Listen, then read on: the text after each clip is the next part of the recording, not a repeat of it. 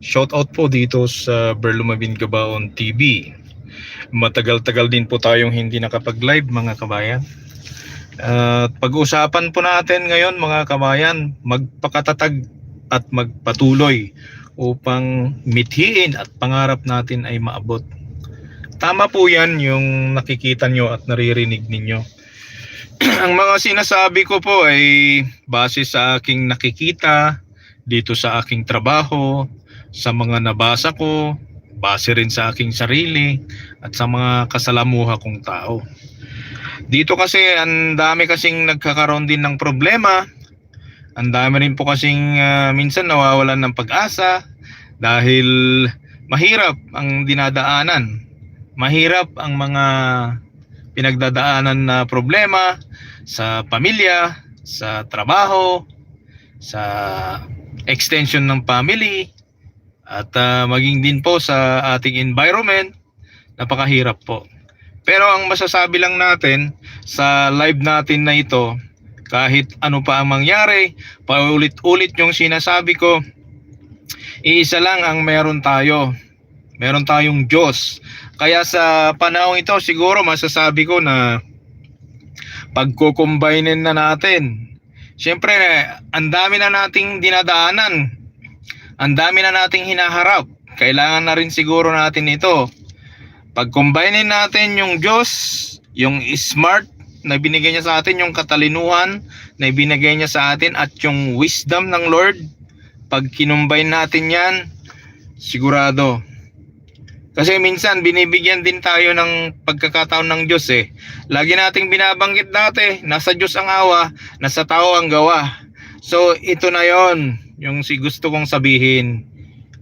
Yung maging smart tayo, na may wisdom tayo. Ayan, mahirap po yung may wisdom ka, hindi ka rin gumagalaw. So, o di kaya may wisdom ka naman, gumagalaw ka, hindi ka naman smart. Kaya sa buhay ngayon, kinakailangan natin ng wisdom at maging smart para makamit natin ang ating mga pangarap. Marami kasing mga matatalino, ang dami na yung layo na ng narating, pero minsan natutumba agad kung may mga problema, o di kaya man naiipon yung mga maliliit na problema. Pagdating yung malapit-lapit na sa tagumpay, doon pa natutumba. Minsan yung iba ayaw nang bumangon, minsan ayaw nang magpatuloy, minsan lumilihis na yung iba. Pero sa araw na ito, ang nais ko lang, kaya ako ginawa itong vlog na ito, kagaya ko, magpatuloy lang tayo. Kahit na hirap na tayo, sabi ko nga, Lord, nandiyan ka. Ang laban mo ay laban ng Diyos. Ang wisdom mo na binigay ng Diyos, gamitan mo ng smart habang ini-execute mo. Gamitan mo ng pagkatalino habang ini-execute mo ito. Gamitan mo ng intense implementation habang itinutuloy mo ang pagkamit ng iyong mga pangarap.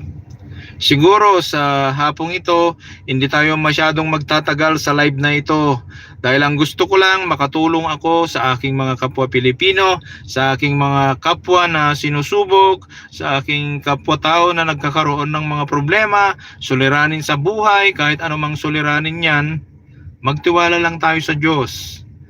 Trust the process. May process po ang Diyos.